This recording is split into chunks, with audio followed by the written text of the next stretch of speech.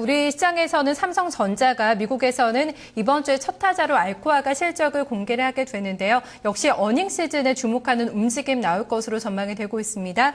조영석 연구원과 함께 전망해 보겠습니다. 연구원님 안녕하세요. 안녕하세요. 네, 내일자 해외 시장 흐름 어떻게 전망하십니까? 예, 우선 이번 주 글로벌 증시는 재정 절벽 이슈를 비롯한 정책 이슈보다는 글로벌 기업들의 기업 실적 발표에 포커스가 맞춰질 것으로 보고 있습니다. 지난 4분기에 허리케인 샌디로 인한 피해 그리고 재정 절벽 협상 등 중요한 이슈가 있었고 이로 인해 기업 활동 전반이 부진했기 때문에 이익 전망치가 하향 조정되고 있어서 4분기 실적 전망이 그리 밝지 않은 것이 사실입니다. 하지만 미국의 주택 지표 그리고 제조업 등의 경제 지표가 견조한 모습을 보이고 있어서 하방 경직성을 확보할 것으로 보이지만 기업 실적에 대한 우려 또한 상존하면서 다소 관망세를 보일 가능성은 높다고 보고 있습니다. 그리고 유로존 리스크가 많이 약화됐지만 실물 경기 둔화를 겪고 있는 유로존을 위해서 22 통화정책회의에서 금리 인하 단행 여부 역시 관건으로 여겨집니다.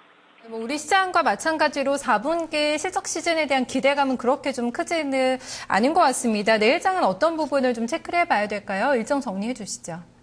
예, 우선 화요일 미국 시장은 장마감 후 실적 발표가 시작되는 알코아 실적에 대한 부분이 시장을 좌우할 것으로 보이고요.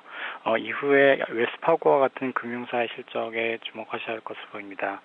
또한 유로존의 실업률, 무역수지, 소매 판매 등의 발표가 있는데요.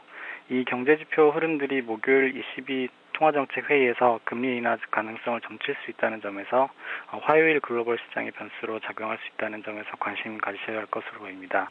그리고 세계 기술주들의 최대 행사인 소비자 가전쇼인 CES가 8일부터 미국 라스베가스에서 열리게 되는데 이 행사에서 어떤 신기술이 발표되는지에 따라서 향후 기술주에 대한 트렌드와 업황을 예상해 볼 수 있다는 점에서 유의해서 살펴볼 필요가 있겠습니다.